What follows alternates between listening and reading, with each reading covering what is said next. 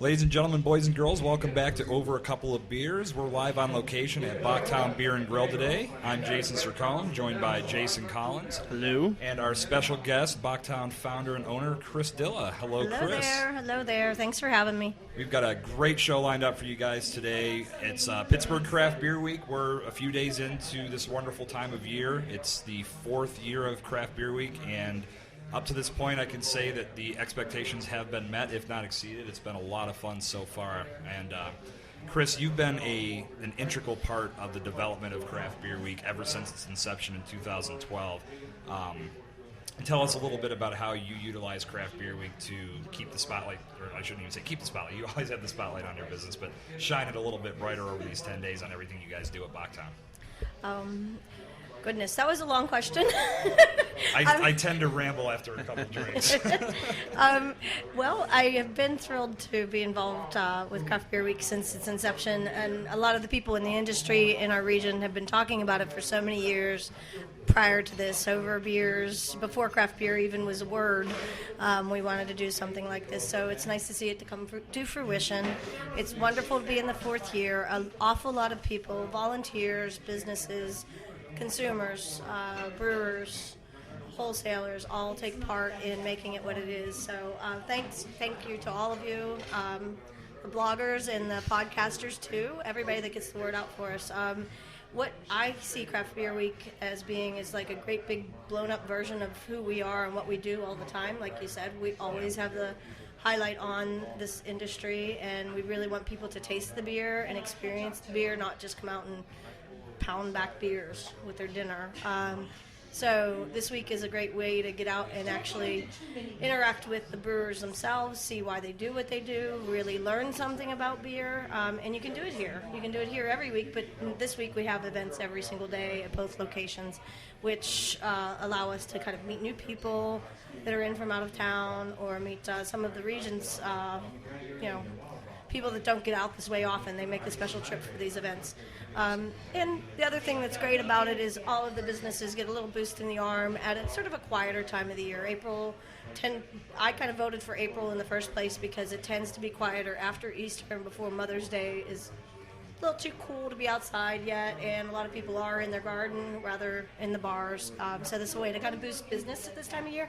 We all need your support all year round, and hopefully you know that when you do come to Bocktown that you can experience something like what you find this week any week during the year. So it's a showcase. It's really a great time to come. Yeah, that's the great thing about craft beer too. You mentioned, coming in and chugging a beer while you're having your dinner.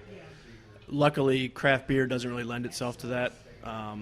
If you're chugging craft beer, you're going to have a long night and a very bad morning. Short night. Right, or in a bad morning the next day. So, this allows people to not only experience the craft beer, but kind of, with these events, drink it the way it's supposed to be drank, with food pairings and almost like wine, where it becomes more of an experience than it does just this is what I'm having with my dinner. Right, or you're just having a cold one after you cut the grass or took a bike ride. Right. It's special because you might meet the brewer or, hear something about what's in that beer that you just didn't know or think about, and you might find a style. As a matter of fact, one of our events this week is with Jason, and he's coming out and helping people taste what's in their beer rather than just drink their beer specifically and talk about the styles. A lot of people don't know what they like or why they like it. They keep trying and keep failing, but once they land on a style they like, it's a lot easier, so that way any brewery they do happen to visit, they can say, give me your lager, give me your IPA, or boy, I like red ales, or whatever. They find their little niche, and it's better that they find that than they just keep on snubbing their nose or giving bad reviews or saying yuck. Yeah. There's so much. Yesterday alone on tap we had a chocolate beer, we had a cider, we had a pale ale, a kvass.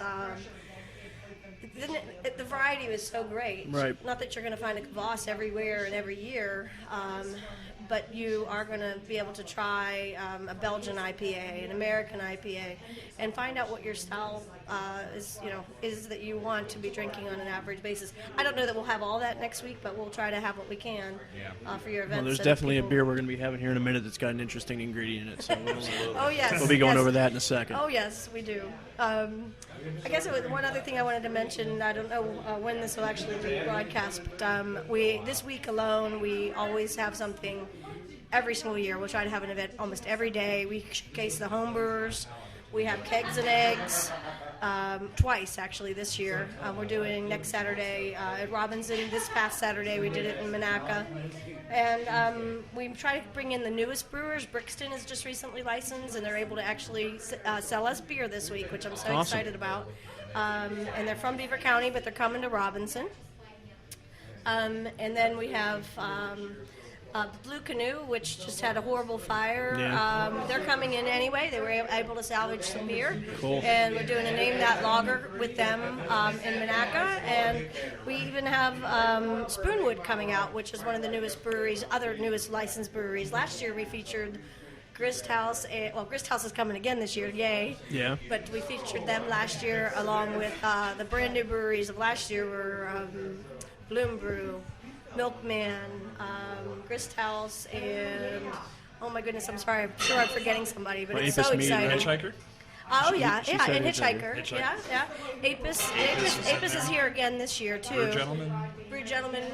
Yeah, we are always trying to work with the brandy new guys. So that was last year when they all became licensed at once. Then we had just featured them. Some of them weren't yet licensed when we had them come out, at least to get to know people. So we're always trying to be on the front of that. And I like to flirt with the new guys. I just met Steve Vilnicki just a couple weeks ago, and I'm looking forward to getting to his brewery, but he's coming here and sharing some beers with us this week, too. Yeah, I've been down to Spoonwood several times. It's close to home for me. Okay. And Steve's turning out some great beer. Yeah. You're definitely going to have a good time with Steve. Yeah, and I saw the list, just the list online, and it's intriguing. He doesn't look like he's doing all the standards. He's doing some interesting things, so I'm excited to try.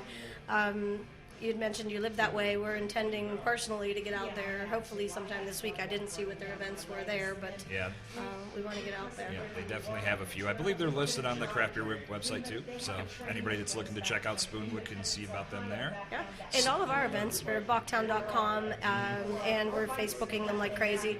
We're also in the guide, in the calendar. Our events are pretty well in there, but up-to-date added events are on our website. Yep, as well as PCB on Mobile's events and happenings calendar. All the Bocktown events are in there as well. Yes, thank you very much. I appreciate it. You are welcome.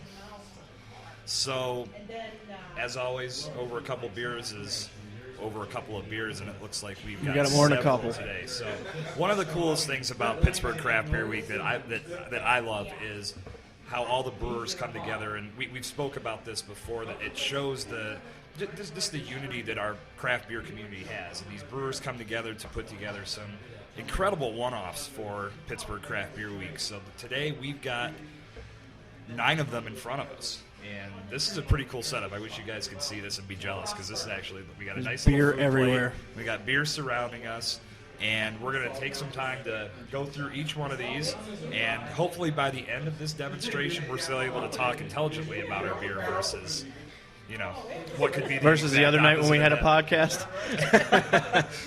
Hey, at least you got to edit it, right? We should say thank you to all the guys, Brew Gentlemen, Chip and Alexis, and Mayor John Fetterman for joining us on that show. If you haven't checked that out, we had a great blast. one. We had a lot of fun with those guys, and it showed. It was captured in radio form. Yes. Terrific. So today, again, with all these collaboration beers in front of us, we want to sample each. We're going to start with. I feel this is probably the most unique of the lineup. This is the Ghoul Branch Burritos beer that was brewed by Rock Bottom, Milkman Brewing, and Bloom Brew. So this is a light American ale. This is the one with the weird ingredient that we were talking about a minute ago. Yes. So it's 2-row light crystal malts and tortilla chips in the mash. Boom. And the tortilla chips, I believe, were Cool Ranch Doritos, if I'm not mistaken. Rhymes with Ghoul Branch Burritos. Yes. Now, I cheated. I don't know if you guys sampled this. I took a sip. I couldn't wait. I had to try this one.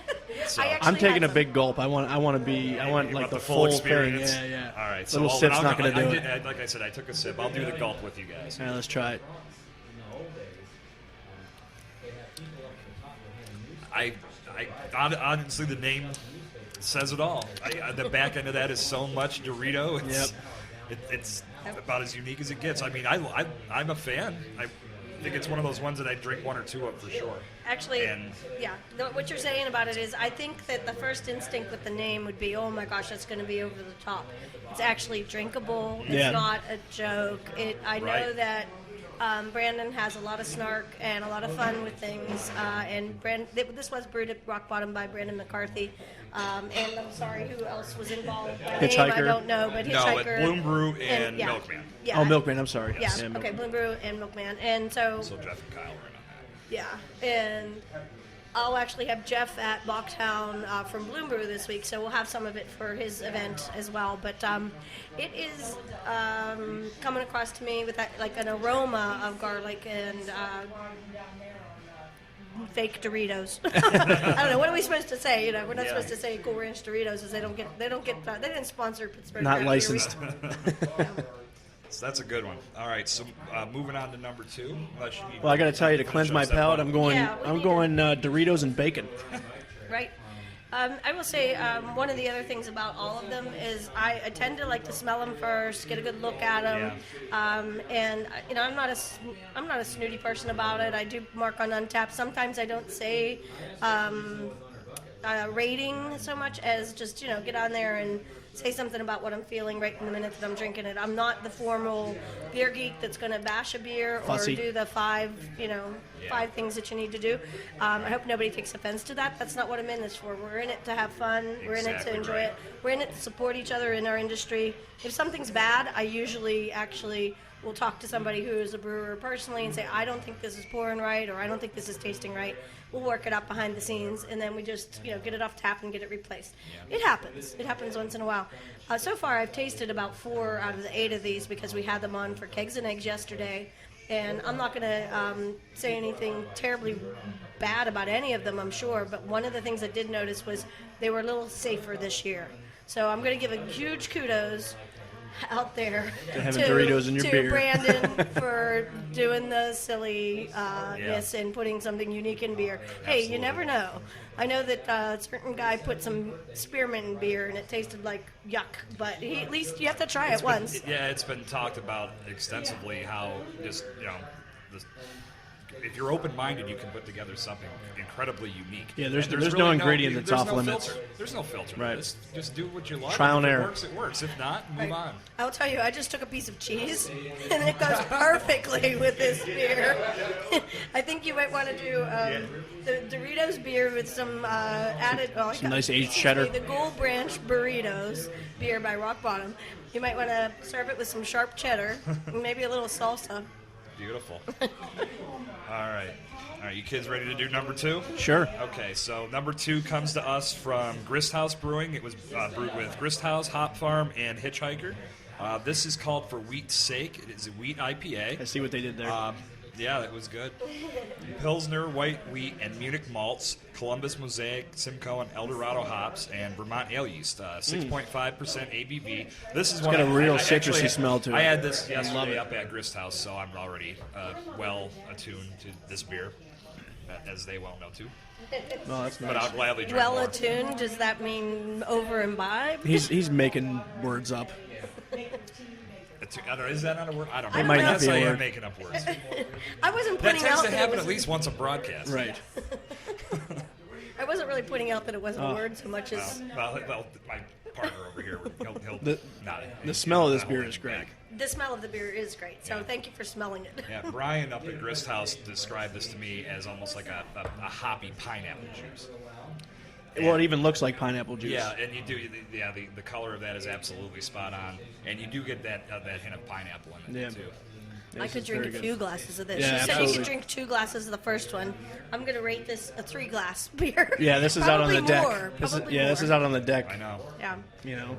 Good job, guys. That works. That's where I drank mine last night. So the deck is perfect. Yeah, that's a solid one for sure. And for me, I didn't want to like it because I don't like the concept of mixing the styles so much. Sometimes it's harder to. It gets confusing to me. Like, oh, is this a wheat or is this an IPA? And is it going to be just an IPA that, somebody, I don't know. Well, like any style, if it's done wrong, Yeah. it can be disastrous. You don't like the pumpkin peach porter? I haven't had it to say I don't like it. I don't think that one's out there yet. No. Someone will. But even someone like, will go crazy. I don't know, if somebody would say they had I don't know, trying to think of a good example, like Well, a rye IPA. I mean, they're two separate styles that have been Right. blended and done well, Yeah. but they can really get messed up. same thing I with the think. black IPAs. Yeah. I just saw. I don't remember the brewer, but there was I think it was on Facebook. I saw it. Somebody brewed obviously the pumpkin peach thing is going to be the hot thing now because of that commercial. That was yesterday at the home brewing demonstration. Greg was it that? Bender. It's called Fussy something or Oh, other. I can't remember. I think this was. I don't even think this was Pittsburgh. I think Oh, this no? was. Yeah, I know yesterday. It was called. It was called like Fussy something pumpkin peach. It was pretty funny. Trub did an awesome home brewing demonstration down at the Pittsburgh Public Market yesterday, and if you guys aren't familiar with them, they are the ones behind Brewing Up a Cure. It's Three Rivers Underground Brewers. And they've been raising a lot of money for a lot of years. Yes.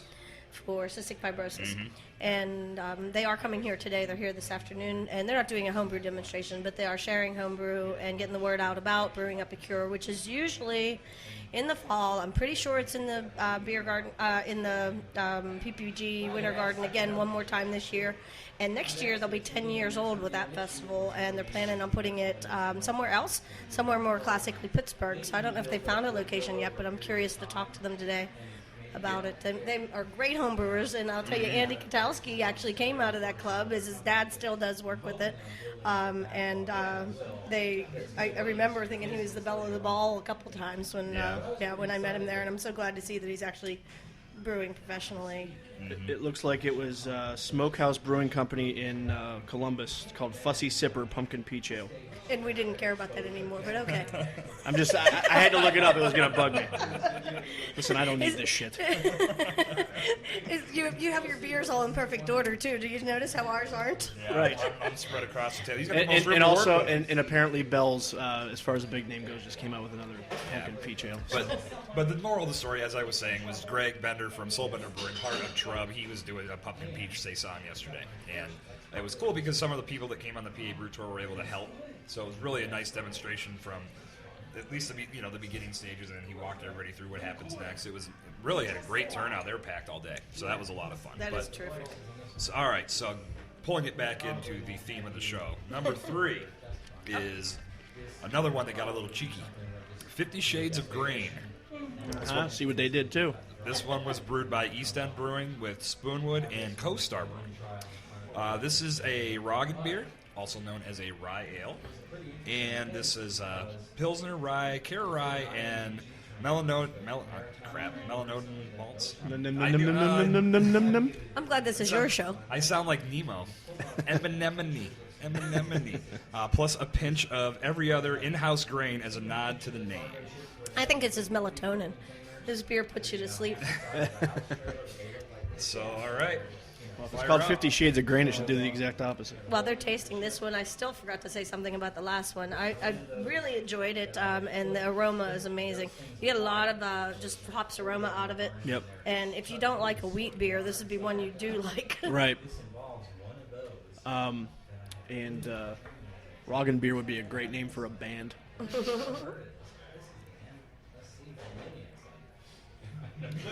So another thing, aside from smelling it and actually just taking a big gulp of it, is literally swishing it around in your mouth. And about the third sip, you start getting more. You start kind of...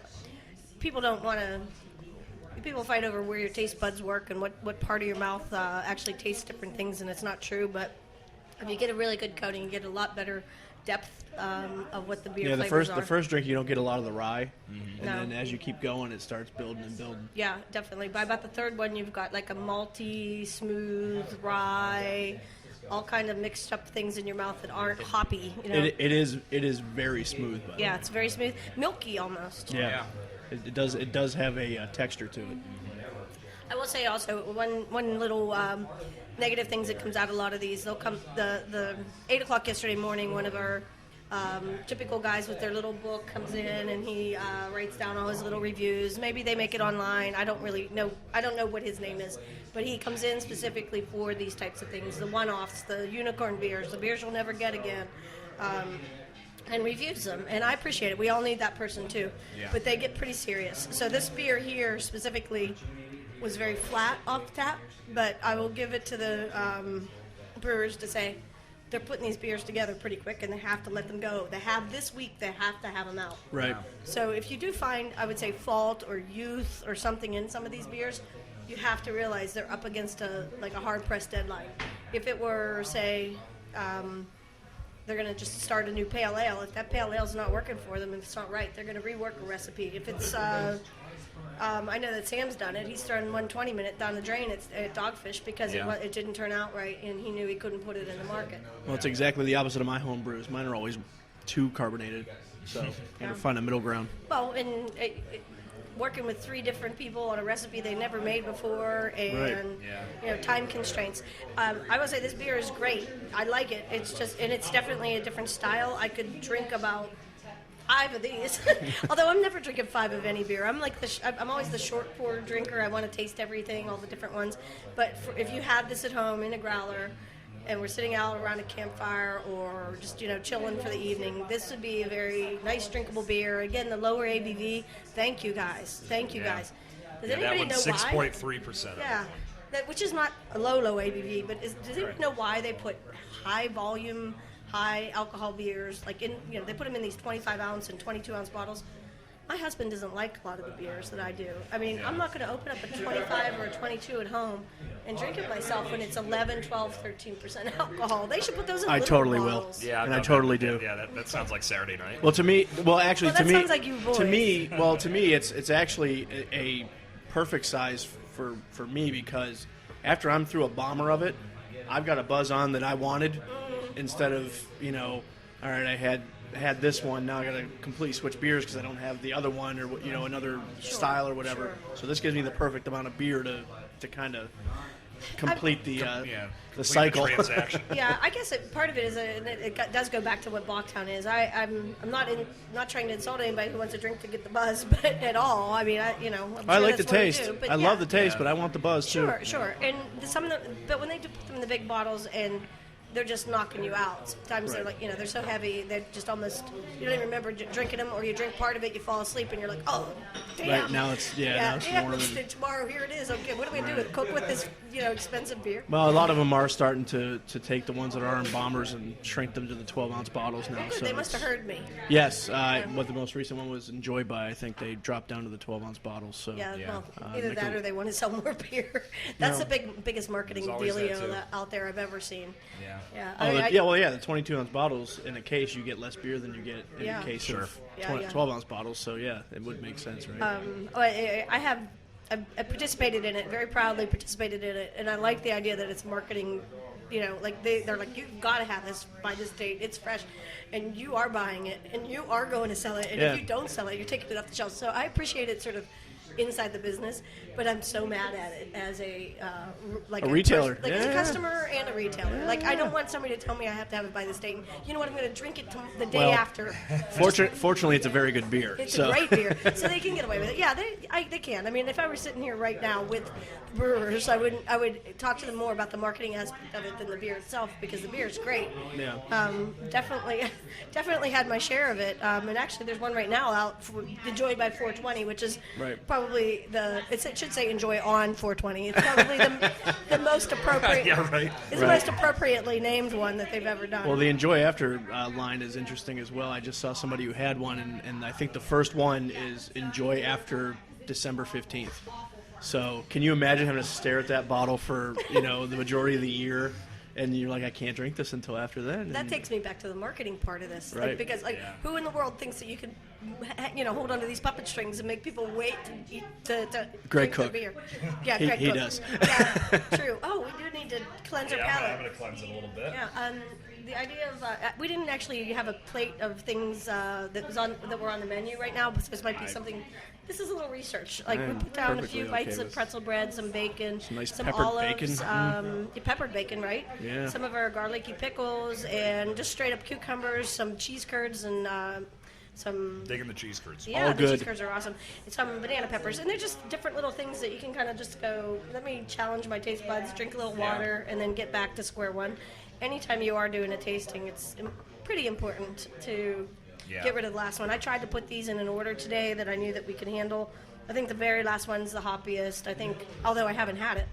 And I think we worked sort of up a little bit in alcohol volume, ABV, by the end as well. I'm going to give Chris a plug, too. The food here is as good as the beer, so if you haven't been to Bocktown, please support her restaurant. And all local here in sourced, Monaca, they're awesome. I won't say all locally sourced. We do as much local sourcing as we can. It's very hard because of, we could buy one farm's tomatoes for the whole season and be out of tomatoes in a week after he's done growing them. So, what we have in season we highlight. What we can buy local, pastured, grass-fed, we highlight. Some of the items every day on the menu are for sure locally produced, locally manufactured. And I just believe in the idea of doing business with your neighbor. That's why, even with all these breweries, I know these people. These are their businesses. I want to see them succeed, and we have to support each other. We're not on different sides of the fence. Right. You sell me something, I hate you. No, I want you to sell me something I can sell for more. Yes. No, don't sell me something I can't sell. We'll have to have a talk. And get yourself some fat belly fries. Oh, yeah. The fries with That toppings. may have to happen when this show concludes. Yeah. Yeah, I haven't eaten today, so that's why I'm like staring at this food plate. Right. So number 4, Old Geyser. Another play on words, huh? Okay. Yes, this was brewed by Penn with Roundabout and Voodoo Brewing. Has a subtle hoppy. Yeah, this is Smell. an India Pale Lager, which is a style we're seeing more and more of these days. 2-row and Carahel malts, Wakatu, Raku, Spalt Select, and Mosaic hops. It's a German lager yeast at 6%. Okay, now I'm going to tell you a little bit about the name. Okay. So I got the kick out of the name because we Yeah, got it's the Andy smell. Rich from Pembury. I'm sure he has some extra guys helping him out, but we know Andy, he's old. He's really old. Steve Sloan, now I'm not sure how old he is, but he's an old dude too because he was around back in the John Harvard's day and has worked a lot of different places before he landed and came Roundabout to help us. I don't even want to name some of the places he worked at because I'm very proud of him at Roundabout. And then Voodoo. Matt Allen has been working for a lot of other breweries. He spent a big stint in Michigan and has done a lot of work before opening Voodoo. And now he's got his second location, which I'm going to this week as well. We were there last weekend. Yeah, we were just there last week. From what I remember. Yeah, we started. That was we recorded at Blue Dust. He hadn't been there, as we got to go. We have to, and it's not. It's a really unique setting up there. Really cool. The beer, of course, it's solid as always. Voodoo. So It is dog friendly as well. That's actually part of the Yeah. reason why I stayed so long is because I was too busy messing around with the dogs over there too. Oh, you didn't have your own dog? You were just... Awesome. No, so everybody else's That's they brought fine. in. I was all in. I'm with glad them. to know that because I have a dog. As a matter of fact, well, that story back in 2009-ish, 8, 9, my husband ripped his quadricep tendon off his leg, and we normally go to Canada and boat and fish and do all kinds of wonderful Why'd things you on do that to vacation. Well, luckily he did do it at work. We'll drink this whole bomber. He did do it at work, and he ended up being out of work for about, who knows how many months. But so vacation got kind of sidetracked. We did a driving tour with me, unfortunately, having to drive, and went upstate Pennsylvania. So we hit Voodoo and Blue Canoe, then we hit Southern Tier, and 3 other breweries up in along New York, ending up at Omegang and Ithaca. I love Ithaca, yeah. They're popping up like crazy up there too. Yeah. They're growing. Flower Power is one of my favorite Flower beers. Power is one of my favorites too. But they were just a Cascazilla little teeny is tiny. awesome. Well, Cascazilla is funny because of our last name being Dilla. We kind of really connect with that one.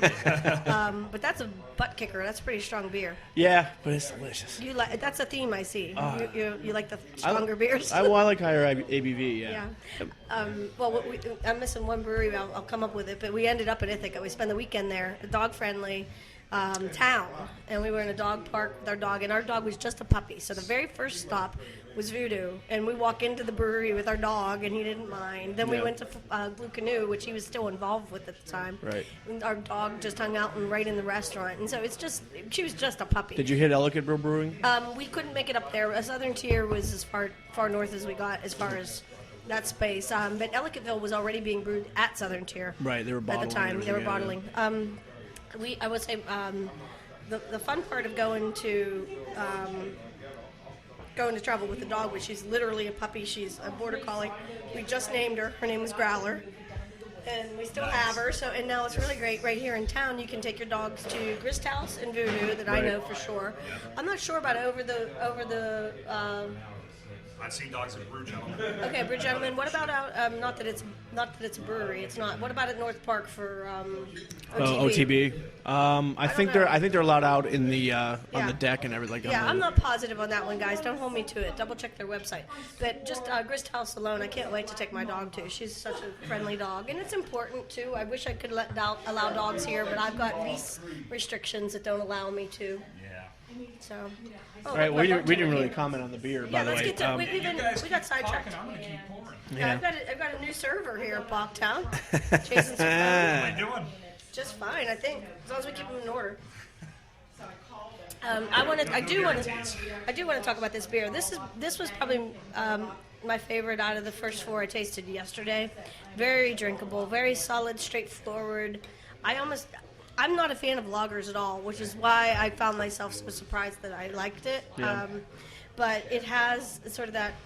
I could taste Matt's beer in it. It has just a like a German backbone. Like a spice. Yeah, German backbone that maybe it's pills. Maybe I don't know. I'm sorry, I'm not so properly expressing this. I know some of my the beer geeks are going beer crazy. geeks are going to be mad at me, but it just has a very nice backbone and a very nice drinkability to it. Yeah, the hoppy lager is actually something, and I'm the same way as you. Lagers really don't do it for me for the most part, and the first one that I tasted that really was something that I thought was a little different and actually I liked was Brooklyn Lager. That has a real hoppy backbone to it. Like it's not just a straight up lager; it had some hop to it, and I enjoyed that. So, I enjoy this as well because it's exactly if I'm going to have a lager, I'd like to have that little punch to it that lagers typically don't give you. Yeah, just like a brightness, a sharpness. Like Right. lagers are almost like I might drink this too fast. I don't want to drink it too fast. We need some more glasses. I'll have to flag down the servers. You can reuse. No, we're not going to reuse. I own the place. She makes a good point. And a mean piece of bacon, too. Yes. Right, if we eat all the bacon, we can get more of that. Bacon out.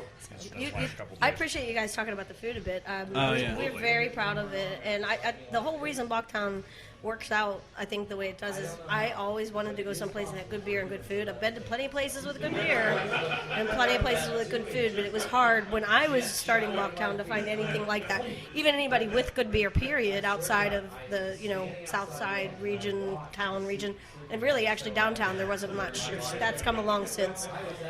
Yeah, it's been a very fast Yeah. ramp up as far as finding places you can get both good food and good beer And together. it's great. I mean, people think that that somehow it's becoming too common or something, or that it'll hit some sort of a ceiling and back off.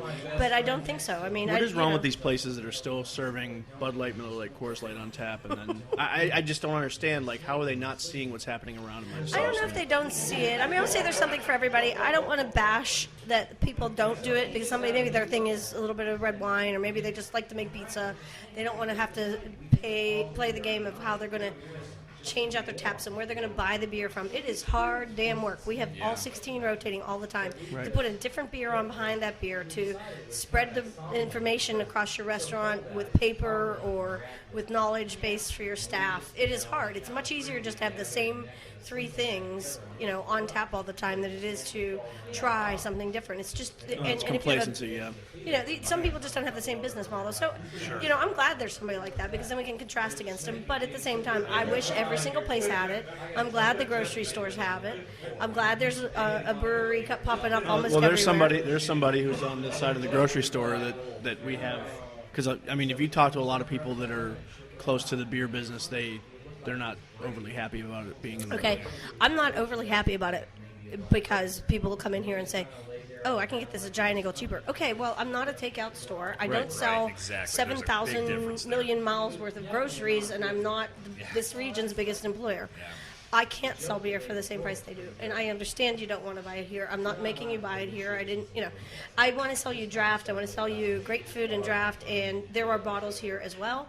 But they're here for you to consume in the room, not really for you to... The experience of... Yeah, I mean, it looks like a takeout cooler, but where else are we going to put them? Where are we going to put them?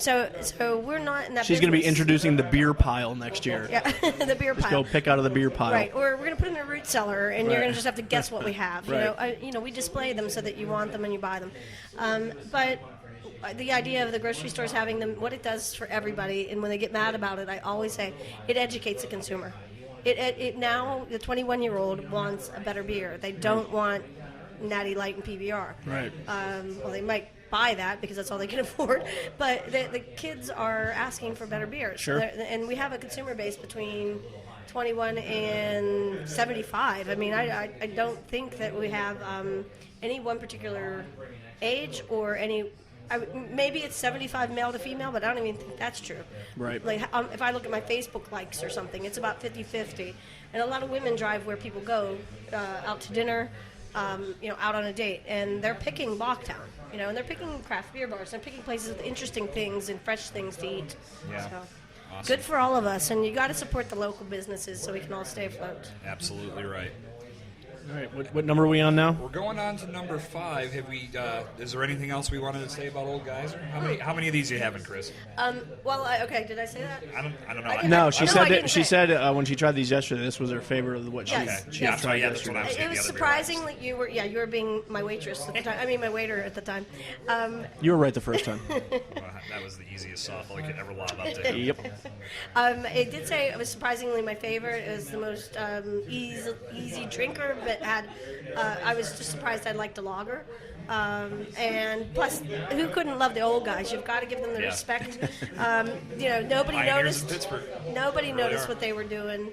I remember Pembury when it opened, and it's like pulling teeth to actually be able to get good beer anywhere, or for anybody to buy it from them, except for you to go to the destination of the brewery. And they survived, and they've survived through different sets of ownership. They're still growing, and it's nice to see the old guys pulling together to make one solid beer today. I'm not a lager fan, but saying that, I would drink 3. All right. All right, so number 5 is what? Seasons of Hell, Seasons right? of Hell. This is by Helltown and Four Seasons. Very good name. Yeah, one of my favorite brewing companies is Helltown.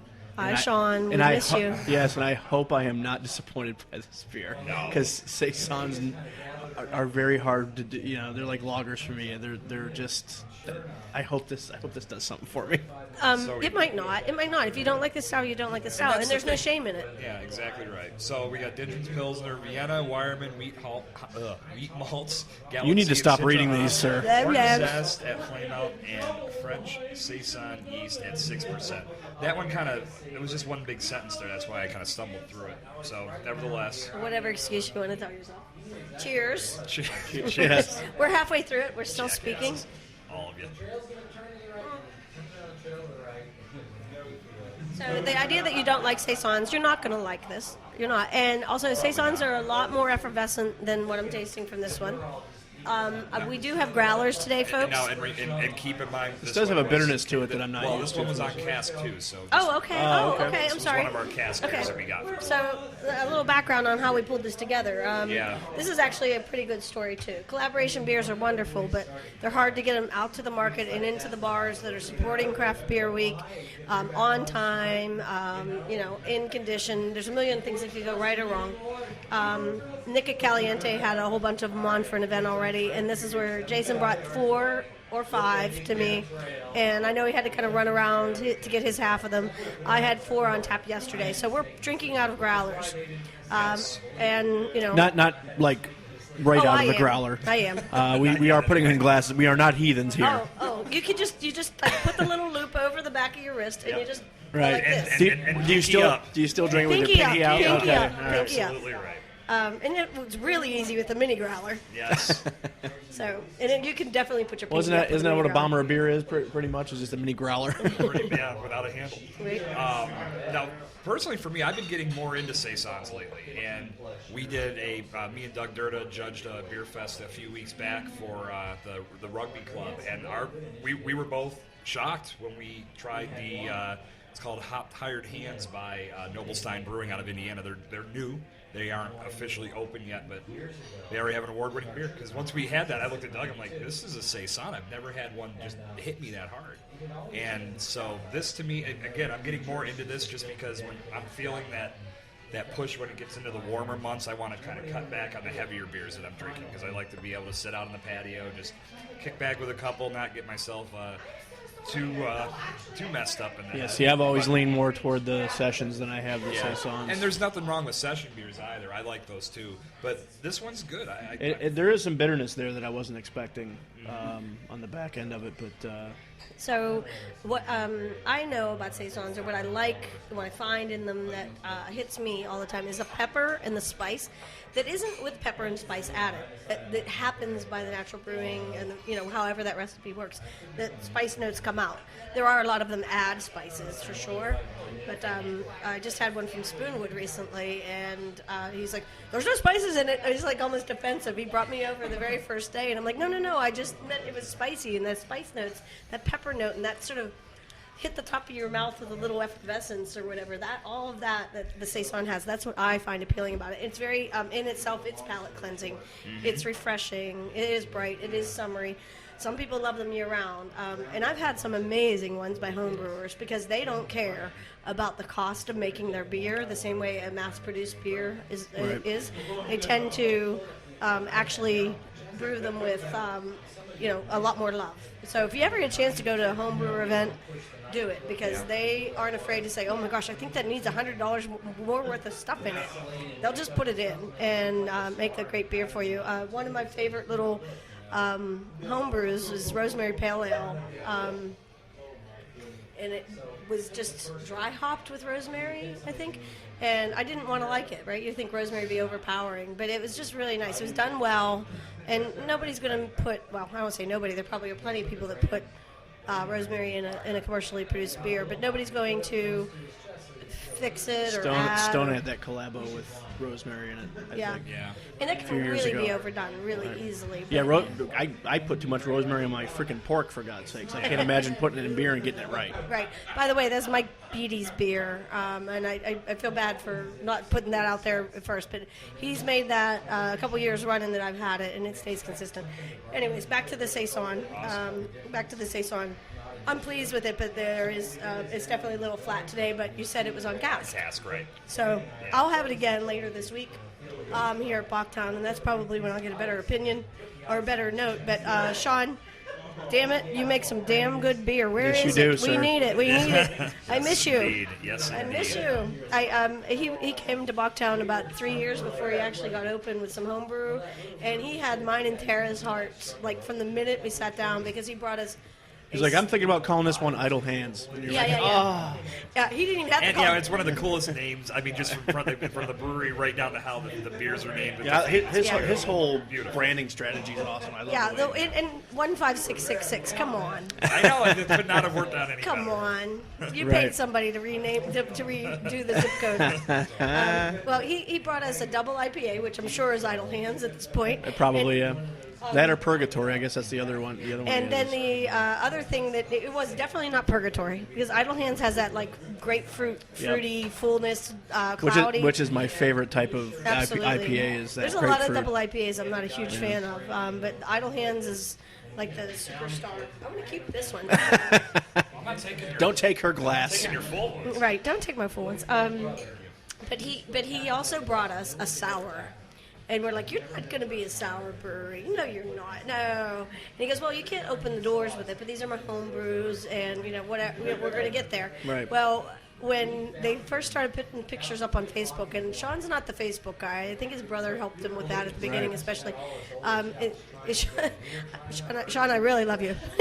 Your social skills in the beginning, you were so shy. But anyways. Well, I remember meeting him the first year of Craft Beer Week, and it was basically that I was talking to his brother more than I was talking to him. Yeah. But Idle Hands was the first beer I ever had from them, and I was floored. Yeah, absolutely. Well, we had a sour from his homebrew collection, and then I saw that one of the first pictures up on the Facebook page, and I still remember it, and you can go back and dig and find it. It's just a picture of barrels everywhere, and like, he's going to do a sour program. I don't know that I've ever had anything yet that was from his sour program, but he also, bless him, I think is still holding down his real job, what we call our real jobs. Yeah. And he'll probably hire people to help grow that brewery before he will leave his real job for his family. Not every brewer has that advantage. Right. Sadly, we've gotten news this week that Milkman's closing. Yes. I don't mean to make rumor mill of it, but I'm sure they have their life getting in the way, and they're probably a little underfunded, and you can't just do it. You can't do it without a lot of guts, a lot of glory, a lot of passion, because it's not an easy way to make money. People think it's water and you make money out of it, and but that's it's what not. Matt from Brew Gentleman was telling me. He came back from the Craft Brewers Conference, and he said there was as many private investors there as there was brewers. Right. So unless you've got financial backing at this point because of the growth that you need to show to be able to hang in this world now, you're gonna have some trouble. Yeah, and taking on an investor, people have tried to get me, to do it too. Very first year, somebody walked in here, said, "I'll give you blah blah for blah blah part of your business." I'm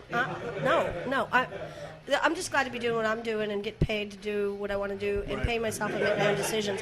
I'm not faulting somebody for wanting to grow, but I can name, Scott Smith, myself. We didn't want it. If somebody come along and try to grow us to, something we're not. It's not about the money sometimes when you're such a small business. It's more about getting up every day, working on something you believe in. Right. To stay afloat's hard. I mean, we best sound the alarm if we can't stay afloat, and best get out while we're still going. But my husband put it to me when we got open, and he goes, "Chris, what's the worst that can happen? If you fail, you did it, and you can wake up the next day and go get a job." 99% of the people don't even try. So yeah, 99% of the people never do try. Right, You're right, so. and I wish more would, but at the same time, it's not an easy road. Not an easy road Nope. to be in business for Can't yourself. be. Well, in the restaurant industry is brutal. So Yeah. I hand it to you for sticking it out and making it work. Yeah, I mean, I want to do more, but it's you got to keep hold of what you have first and be strong, stand on steady legs. Right. And even here we're 8.5 years later with 2 restaurants. There's days where I wish I had none. There's days where I just wish I was bartending somewhere. Right. But because I get to do again creatively what I want, I don't want to have an investor tell me I have to get up at 7:30 every day and go to work. And, Right. You're no longer the owner. You're the yes, CEO. I bought myself a job, Right. or got myself a job. But I might take on an investor someday if I can figure out how to do it, or I might take on, let somebody buy it from me someday if I can figure out how to do it. That's just not today. Right. Not this time. Absolutely. Sorry, everybody. We are going to be longer than 45 minutes on this podcast. Yeah, Which we're beer at are we we're on? at 46 right now. Okay. So Well, let's get. so through we're the going to rest- start pounding beer. Well, we only have a few more beers left to go. So, moving on to the Magnus Avignon, brewed by Rivertown and All Saints. This is a German pale lager. Another one comes in at 6%. Good. I'll let you guys roll through this and tell me what you think.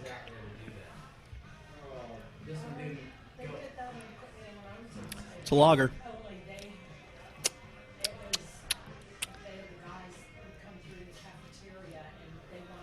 Was this one on cask? This one was not. No, this one was one from on draft.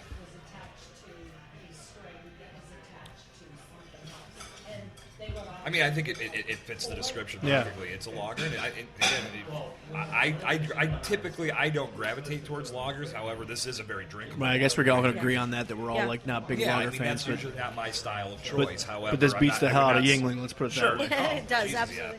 I would say that one of the cool things that's going on here is some people are brewing more approachable beers for a new drinker.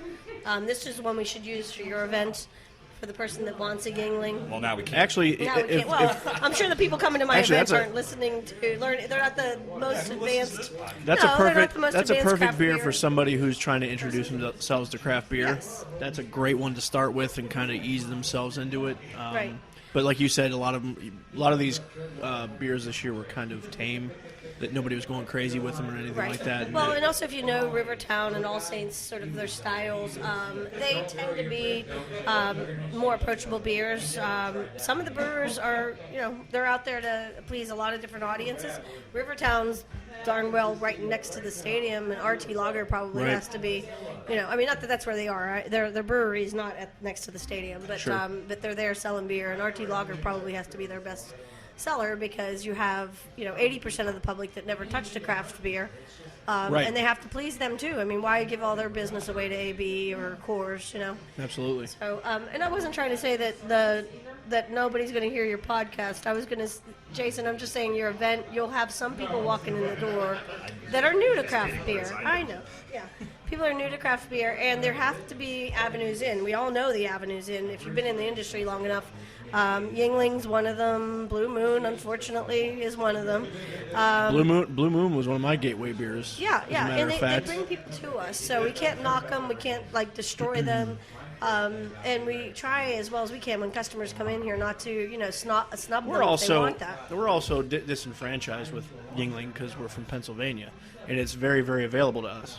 Yeah. Whereas, there's the people on the West Coast clamor for this beer for some reason, and I can't figure it out, but I guess we are kind of, so used to it that it's not even like a... I have a funny story to add to that as soon as I finish pouring these guys.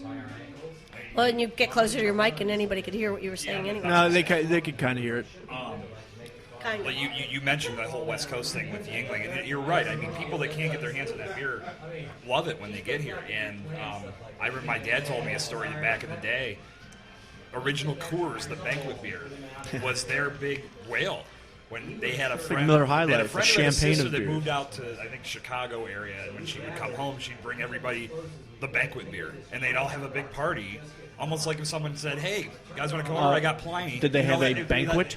What's that? Did they have a banquet? They had to have a banquet because that's the beer it was brewed. That's what it is. If you can't get your hands on it, then it becomes a whale of sorts. But it's always that way. It doesn't matter if it's beer, it could be anything, it could be food. Sure. It's ramps and morel mushrooms. Really, who wants to eat a garlicky, stupid piece of thing from the woods that we can get garlic all year long, but we make a big fuss about ramps. They're like $10 a pound. And then morel mushrooms. Okay, it's a mushroom. I mean, they're good, but $60 a pound. I just saw them in Seattle. Wow. So, yeah, it's something you can't get. And truffle oil is becoming the new beer. There's all these truffle oils out there now that people are paying all kinds of money for because, actually, I don't know why. But because they smell like stinky feet. Apparently. I don't know why. I don't. I'm not a fan. We're gonna step back on. Yeah, let's talk about beer. Yeah, the beer that. This is King Crimson. No. Let's go back to the one that we've all agreed was just a lager. Yeah. This is Magnus, brewed by Rivertown and All Saints. Okay. Both of those breweries have a tendency to have a lot of beers for a lot of people. They are in the suburbs. That's smart. Yeah, they're in the suburbs and they're selling beer, and they make solid beer. They're great brewers. Andrew Maxwell, I met him a long time ago, and he has on tap at any one time 16, 18 beers just at the brew pub, their original brew pub, and they're style specific, and there's something for everybody there. So I have not yet been to All Saints, not even for a tour, not to even know if he has a brew pub. But they're here. They actually were just here last night for an event, and we support them a lot here at the restaurant. think they have a tap room. Okay. I don't know if they have a full-on... And they're way out there. They're in Greensburg. So. People think I'm way out there. I had a gentleman last night at Huss tell me they've been there several times. Yeah. I've had a couple dealings with them only for charity. They were great to deal with, and they do have beers that are good and that I do enjoy. Again, as we talked about it a minute ago, lager's just not the style. It's not the style for you, right? Yeah, lager's definitely a very easy drinker. Sure. But some of us have kind of, I don't want to call it progressed because I don't think that's the right word, but some of us is just we're looking for the next thing, and lager doesn't hit that note for us. Right. Okay, we ready for the number Crimson. 7? This is King Crimson, brewed by Church Brewworks, Dry Log, and 11th Hour. It's a hoppy Brett Red at 7%. I had this Now, one. we had talked about this before we even had it. You said sour, right? You thought it would be a sour. Right. Because of why? Because dry log. Well, I think it was the Brett. Yeah. The Brett side of it, but that doesn't necessarily lend itself completely. If they have more time to brew it and on and Yeah, on because and a on. sour can't come together that quickly. Correct. Yeah. Now, red ales is one I love that style. Yeah, that's one of my favorites. I love a good red ale. I kind of get mixed up on that one because we were, I would say, tainted by the things like Killian's Reds over the years. That red beer would just be this Irish lager that just seemed to have color. By the way, I do think that Yingling is popular and Fat Tire is popular from New Belgium because they are approachable, but they have colors. So you kind of are like, ooh, I'm a craft beer drinker, Right. but I don't like a lot of offensive flavors. Well, you know? the red ales that come to mind for me, Cascazilla Yes. is one. Nosferatu is another one. Those are the two Those two are, and they're cease brilliant. and desist. Yeah. Yeah, and they're brilliant. And they're Brilliant imperial. beers. They're Right. imperial, so And it's not. I don't even think it's the high alcohol content that drives me to them. It's really right. the flavor. The flavor is amazing in those two beers. right. But I do believe that sometimes the flavor comes out of some of the Higher higher alcohol. You know, a yeah, little yeah. burn, a little. Well, I a feel, little and burn. actually, I feel that way about pumpkin beers. If it's not an imperial pumpkin beer, it's probably junk. It doesn't. It tastes like pumpkin water. I wouldn't go that far, but it's just the flavor doesn't come out. that strong, I've yet to for meet sure. a non-imperial pumpkin beer that I like. Actually, I mean, this was before the sale, and now it's taboo. But Elysian has just a couple of Night pumpkin Owl? beers that are regular. Yes, so Yeah, they're not it's imperial, okay. but they're good beers. But they're- nevertheless, that's a story for a whole other day. They're great pumpkins, way better. Just saying. They have No, I something. don't- They I'm have not something arguing like with you, I'm just 18 saying. pumpkins. So Yeah. Right. no one, Right. I'm sure they don't anymore or won't anymore. But they were pumpkin crazy. So, what do we feel about the King Crimson? The King Crimson is solid stuff. You've Yeah. got That's a solid red ale. Yeah, Yeah. and you've got some amazing people behind it. Matt at 11th Hour is not licensed yet that I know of, but he's working real hard to get open. Yeah, they're trying. In the I know they're North trying Hills. real hard. We've done a couple of events with him. Church Brewworks is almost one of the old guys, really. They've been around Yeah. for quite a while. And they've gone through some brewers and some changes, but they have a solid brewery, solid system. And I imagine that a lot of what they bring to the plate there was just, a great place to brew, and they're. It was brewed at Church Brewworks, I think. That is correct. They have the space and Yeah, the facilities to the do facility that. to actually make it happen. And some very solid ideas of what they're doing there. They tend to do some Belgian-style beers, so Trilog also being a Belgian-inspired brewery, it makes a lot of sense that they work together. Yeah. And Trilog, big hats off to you for doing the types of beers you're doing here in Pittsburgh and in the darn town you're doing it in. I mean, both of them opening up in Millvale, them and Grist House. I'm sure they got some, some objections and some problems between the traffic and the water and the floods and the community. Parking. And the parking, yeah. Yeah. Absolutely. Yeah. It's And they're making it work. And they're Route- making it work And Route tremendously. 28. Route 28 itself is just absolute hell on earth. Actually, I just Perpetual drove, construction out there. I just drove that. I mean, it might still be under construction deeper out, but when you hit that Millvale exit, I've done it twice now in 2 days, and it's been great. They're finally done with Well, that part. I've lived here for I know. 12 years now, and 28 has been under construction all 12 years that I've been here. I hate that road. My brother lives in Oakmont. and It when we looks go- beautiful though. What they're doing out there with the Yeah. the retaining wall looks great. The way on the side of the road where they have those little paintings, The or whatever, murals and those stuff. murals, Yeah, it looks great. Yeah, it does. I just don't. It's such a bottleneck. I'm just. And it glad I used to don't look have so commute it bad. Every day.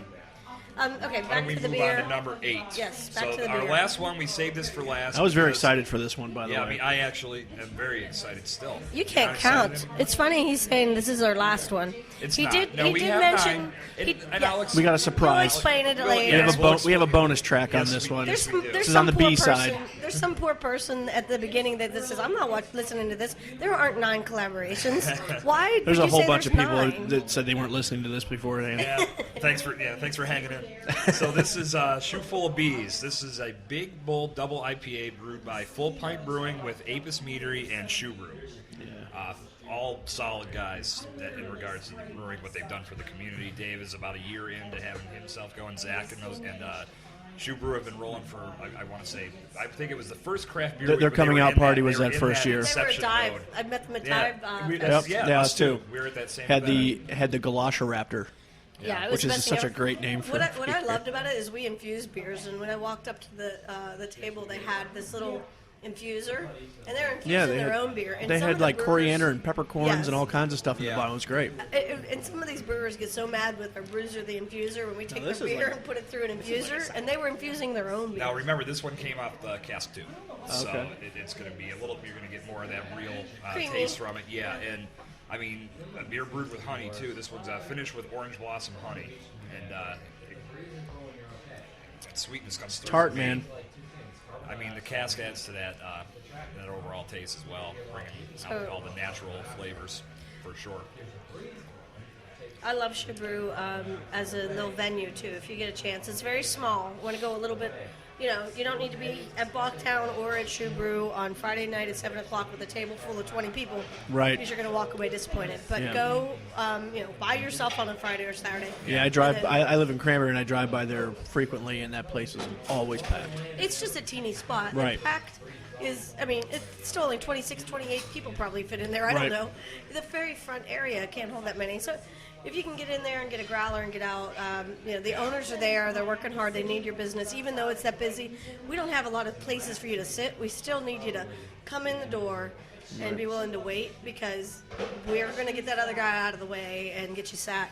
But you can get in there and get your hand on a beer for sure, and the beers are so solid, so much fun. Yep. Have either of you been down to the new brew pub that Full Pint opened in Lawrenceville, Wildside? Not yet. I haven't either. Not yet. Yeah, I want to get down there this week. I want to check out what Yeah, they're the doing. breweries themselves are allowed to have, I think, I don't know if it's one or two, outside of their actual brewery for dispensing. Oh, cool. There's a lot of laws that are, Sure, I'm just trying to catch up on, but that's how East End has their growler shop down in the Strip. Yeah. And I think that's how Full Pint has what they have now. Rivertown has actual restaurants that aren't the breweries, and then they sell to themselves, Right. rather than more than one dispensing location. Yeah, there's a lot of great places we need to get to. We can't do them all this week. Yeah, I did Friday night. I did Industry for the first time. Oh, yeah. 'Cause I usually don't go down to Lawrenceville. It's just so hard to just get there. But Yeah. that place is amazing. Yeah, I like Industry. We went there right when it first opened, and it was just 1/3 the size it is right now. Yeah. They do a lot. They do a lot well. It's a nice Oh, yeah, place yeah. where you can just kind of like come with a group of people and just shove yourself. Yeah, we in didn't there. eat, but the food looked great. Their whole setup looks really good. The whole front area is open to the sidewalk, and it's really. I'm giving them it was really kudos too, because first of all, who wants to open up a place with 100 seats with not 100 parking places? I mean, I just Right, can't. I yeah, can't even. Like, I looked in Lawrenceville.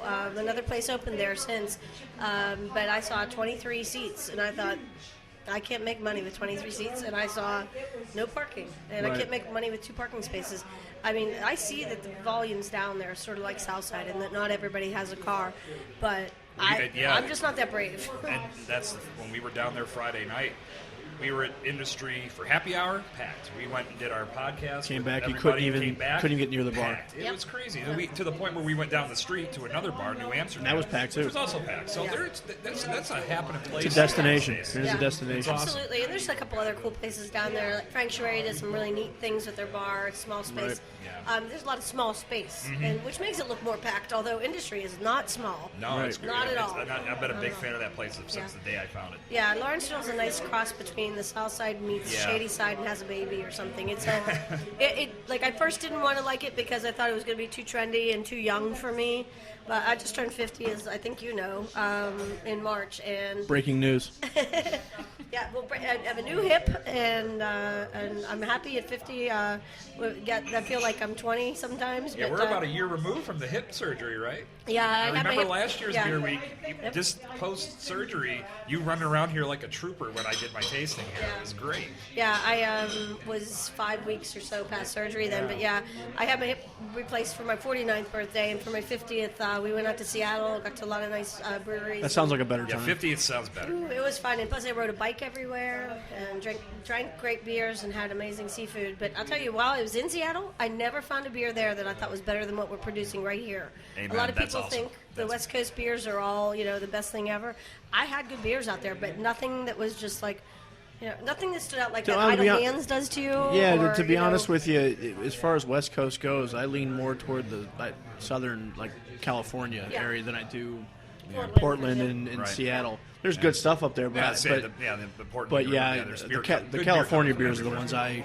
Well, Portland seems to be like a super destination area, and I think that's why Fatheads decided to go attack for the heart. Like, if we can stand up here, we can stand up anywhere. Right, well, and their beer's that good too. Yeah, their so. beer is that good. By the way, Fatheads is not from Pittsburgh because of the breweries located in Cleveland, but I think Oh, we don't all tell really people that. Everybody No. thinks of You Craft ruined Beer it. is You local. ruined Pittsburgh's experience No, because but of that- Cleveland. No. I mean, no, not at all. I'm just saying we can include them. Like, we're doing an all local tap takeover, all regional beers this week, and I wrote on my post we have 16 Pennsylvania beers plus Fatheads. Yeah.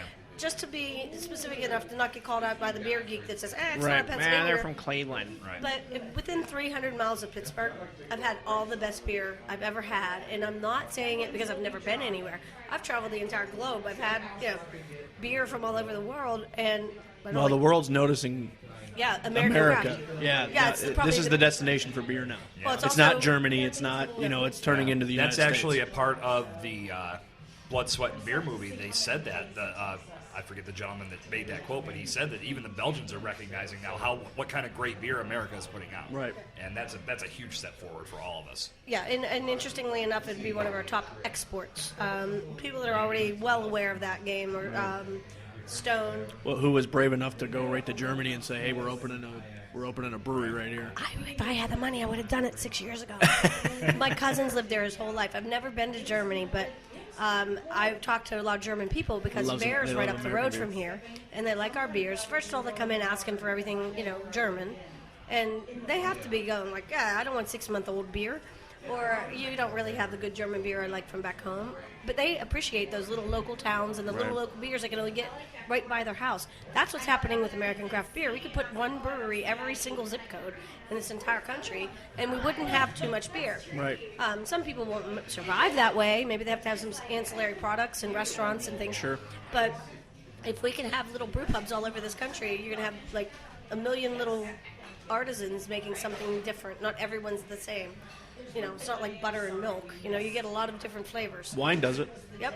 Wine does it. If you go to places where it's very, where wine, like the Finger Lakes or out to California, there is a winery literally every quarter mile, and they all survive. Yep. Because that's what it is. So beer can do the same thing. Beer can do the same thing. Well, I mean, even to take it to not as broad of a perspective, but you look at how many bars are in a row in the South Side. They all survive. Right, and it Pick doesn't your have to be a bar. favorites. It could be a You brew hop pub. bar to bar. They could brew their own Same beer. thing. Yeah, exactly. Yeah, right. you need critical mass too. Like out here in Robinson, as crappy as it is, believe me. Hey, everybody, I know Robinson's a big pile of retail crap, but people come out here to spend their money. They get off this exit to go shopping, to go to dine, and go to Christmas shop, buy furniture, whatever, and they end up here. And they are so grateful that we're And that's- here that it's not the same as everything else. That's exactly why I fell in love with Bocktown, because you're one of the originals out here that isn't a chain. Yep. And you knock it out of the park with what you do, so it's just that's a double bars. Right. We're supporting a local pub that is putting great beer in front of us, great food in front of us, and you're not. I mean, yes, you have 2 locations now, but you're not the big guys from No. nationwide. It's Right. really cool. Some people think it's hard to compete with that, but it's almost sort of like taking candy from a baby because everybody else is a big chain and you just want to hate them anyway. That's one of the Well, things. when they come in here, they don't understand the market. That's They one of come the in here things and don't I realize love who about they're Pittsburgh. dealing with. Pittsburgh is very, very local supportive. Right. They will gravitate towards a local business before a chain. Absolutely. In a lot of different ways. Right, so and even bars like travelers. this have Travelers themselves are at all these hotels. They want a local Yeah. experience. They don't need to go to XYZ. That's why Permani's so popular yeah. because it bleeds Pittsburgh. It So does. people come from all over the world and go, I have to have a Permani sandwich because that's the local cuisine. right. It's how it goes. Right. Are we in overtime? Oh yeah. Yeah. Okay. What's the next beer? You can edit us. Just edit you. Nah, and we're leave putting me it all in. we're putting it all Yeah, out there. So all right. So Shoe Full of Bees. I liked it a lot. What do you guys think of that? Just Yeah, real tie up that real beer. tart. I was hoping for a little bit more hop in it, but it's a solid beer. It had like a nice sour aspect to it at the end that I do kind of enjoy my beer. I so. like Shoe Brew so much, and I don't get a lot of hop in it either. It's Right. more the Yeah. honey notes are Yeah, that's strong. gonna say the sweetness. The honey's coming Yeah, out more. honey than is hops. so easy to be. It's so strong and so I can taste it right away all Yeah. the time. But I'm not a person who I've never used sugar or honey in the things that I cook or make, or I never have it. There's none in my house. Yeah. So when it's there, it's very prevalent. So I'm not a fan of the style, and I'm so sorry, Dave. I'm not a fan personally of mead or honey. I really appreciate what you're doing. I loved a lot of things that have come in here on the mead level, for sure. But sweetness just is an undoer for me. It's not my favorite thing.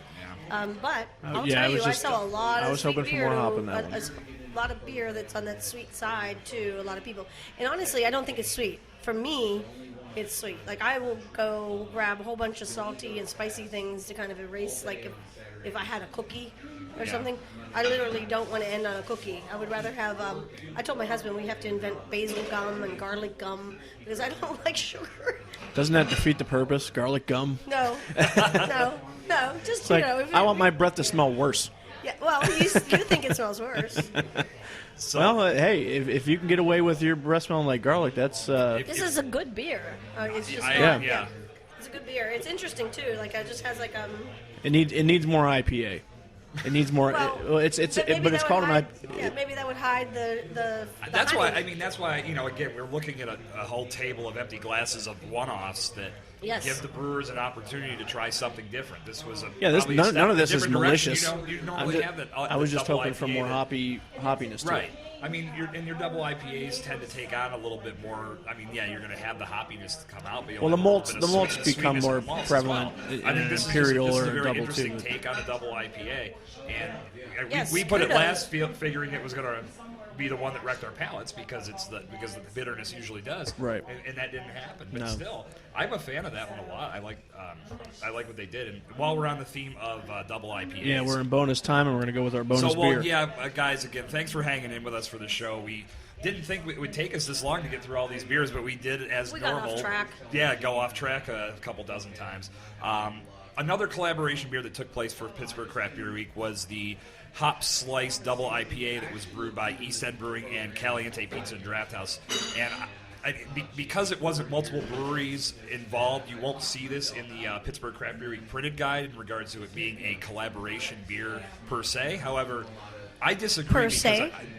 I disagree. I think that this is a pretty unique thing that we've got a craft beer establishment in Pittsburgh that's really put themselves on the map, and they're taking it a step further by partnering with breweries and doing their collaboration beers like they did last year with Church. And I went down for the release of this on Wednesday, so that was the first one I had of the whole group, and it hangs with every single one. I don't think we have to define a collaboration beer just with the breweries doing it. Anybody that has a love for craft beer, and Matt, the former brewer at Church, is now a part of the Caliente team. Yeah, and I was talking to him about it on Wednesday. He was there at the bar. He had a big part in the overall brewing process with East End, and Brendan and Scott also a big part in it. And I think it's really cool what these guys did. And they put out a very solid double IPA, which it's got a nice spice to it. Well, they dropped 22 pounds of lemon drop hops, I believe, after knockout. Hey, and do you know your the lemon comes out what? I just said, you're Bocktown. Let's talk about me. I'm just teasing you. I'm so teasing you. I know how much. I know how much. Well, Nick helped us put the whole show together. I got to give him his props. I know, no. I'm totally teasing. I haven't met Nick yet, and I know that when I do, we'll give each other a big hug. If Bocktown were in that part of town, it would have, a little cool factor. B3. Yeah, it would have a little cool factor too. I just didn't have the guts. Or other things to open up in the city. But keeping it about I got to tell you, if you ever opened one in Cranberry, I'd probably live there. So Cranberry is spelled with 2 E's, Cranberry. And I actually have. See what you did there? Yeah, I have B3 and Cranberry on some of my posts, but it probably won't end up right there. Right. We've looked between the city and Cranberry, so whatever's in Allegheny County, not Butler County, or whatever the heck it even is. Right. We've looked, but we're not in a position to really expand right now. Another 2 areas. Actually, a great spot would be that where Tamari is in Warrendale there, in that strip. That'd be a great spot for Yeah, it. and I'd love that restaurant, too. They're also in Lawrenceville. So to wrap But it up. back to, I want to give Nick a couple kudos. He's a huge sponsor of Craft Beer Week. Yes, he is. And he gets it, and a lot of my staff are regulars there. And they, like, oh, look what they did this, they did that, so cool.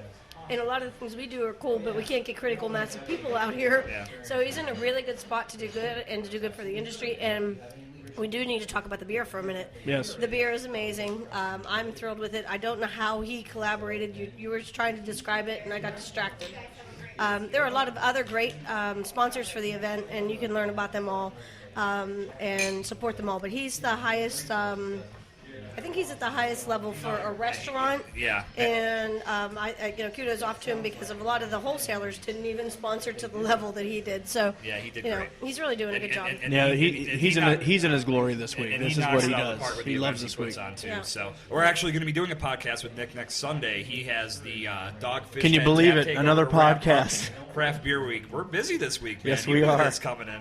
Who could talk so much? I know. Well, by then, hopefully, my voice is back. But we're going to be doing a podcast with him. We're going to be doing a PCBN download the app event during the Dogfish Head Tap Takeover as well. So we're going to tie this all And we're together. probably going to be wrap up talking Beer a lot Week. about the Brewer Olympics because that's where we're coming Yeah, from. we're actually coming from there, and we got carte blanche from the guys at Grist House last night to videotape, do whatever we want in regards to getting some cool stuff captured for that. So there's a lot of fun Yeah. stuff coming on.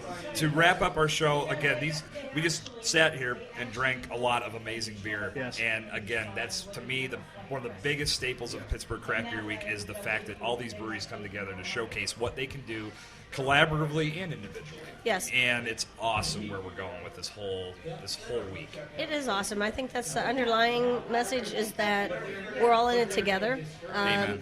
It's just that if you see every craft brewery all across the country, sure, somebody might have a personality disagreement or whatever, but we're all basically one gigantic group or unit of companies that are on the same goal. We all have to work together to succeed. It's not like, like somebody says that I'm in competition with another restaurant. There are a few other restaurants here that are local, a few other restaurants here with craft beer near me. The more, the merrier. I mean, it is much Yep. better for us all Yeah, to it becomes succeed. more. It becomes more of a destination right? than it and does plus just a. you educate the consumer. I mean, I might educate them to better bite of food, and another one might educate them to a better bourbon. And I you find know? myself Well, saying this all the time, that I know, like, if I sit and I learn something here and I go to the next place, oh yeah, when I was at Bocktown I learned this, or I learned that, or I had this beer, or I had that and they taught me this. Well, and that goes on with everybody. You spoke to the local versus chain restaurants a minute ago. Yeah. A great example is literally right up the street. You have a Burgatory and Five Guys right next to each other. Nobody's at Five Guys. Everybody's at Burgatory. Right. So that's how Pittsburgh operates. Yeah, and also the people that are the customer of Five Guys. It's more of a nationwide chain. I don't know how big they are, but they're right beside Walmart, so their customer might be, and Burgatory's burgers are just right. Oh yeah. But they're like that person that stops in there, doesn't want alcohol in their face, has 3 kids with them, is picking up a takeout burger, is willing to sit at a table and wait for somebody to call their number. Where Burgatory is a more full-service experience. It's the same thing as a Budweiser drinker or a craft beer drinker. Yeah, the last time I was at Burgatory, we stood outside for 45 minutes waiting to get in, and there was nobody at Five Well, Guys. if you were in the Robinson area, I know another place you could have gone to. Listen, I think that's I how- come here quite a bit, and I think I gotta there's a line out here, too. I got to spread the wealth, you know. No. I think that's how we should tie this show up. Yeah, there's a line outside of here, too, at the exact same time. So I'm Oh just no, teasing you. I love this place. Chris, we want to thank you for taking the time to sit down with us, guys. We know we ran over a little bit, but I think this was pretty solid material that we had to talk about. We covered a lot today, so thank you for joining us on the ride, Chris. Thank you for giving your Follow your Bocktown on insight. all social media outlets. Yeah, They do a giving very your good job insight there. on all the craft beers that we have in regards to collaborations and all the great things you do here. Thank and, you. Yeah, like Jason just started. Any plugs you want to throw out there for yourself to wrap up? I appreciate you guys showcasing us and noticing what we do. I've been gotten a lot of kudos from behind the scenes this week from the other people involved in Craft Beer Week and thanking me for what we do here. But really, the customers, the consumers are who we need. So if you haven't made it out here yet, we really appreciate your business. I know you can't be here all the time if you're not from this region. You can pair it with a trip to the airport or a trip to some of the bigger box stores here that are only in this region. This is a great place to stop on the way back from First Niagara Pavilion after concerts yeah. and things like Absolutely that. right. We And I hate that to- we made it every time we go out there. That's where this is where we come after the concert. Yeah. We stop Even here. before a concert, you come pick up a growler or something on your way out. We do our brand growlers every Friday, actually, for $18. We'll fill a pint pint kinds of beers in the growler for a reasonable price. And then just nearby, there's a lot of things. People come all the way out here to the Market District because it's an amazing grocery store. They go to IKEA, they go to the sports stores. The movie theater. So, in the theaters, And so if you can think that you're out this way, family this way, come see us. We also have a second location in Beaver Valley Mall. Now, that's a country drive for a lot of you, but there's not a lot of fun things out there except for us and some really great trees and state parks and bike trails. I'm lucky enough to be exactly equidistant from both of them, so I've hit both of them. The value of that one really is its size. It's twice as big. Right. The bar has twice as many seats, and I'm there. I live like. And I'll be there Thursday doing like the Find Your Style event. Away from there. A lot of reasons to drive to Monaca. You can tweet me at Uncapped. It's the only reason to drive to Monaca. Yes. This show's just getting longer. You may have to make it we a we got to wrap this up. Rambling. We We're really rambling. No, we well, really do got to wrap this up. Guys, thanks get... again for tuning in. Live from Bocktown with Chris Dilla, tasting all the collaboration beers. Pittsburgh Craft Beer Week rolls on. Cheers. Enjoy the rest of your day. Salutations. See you next time.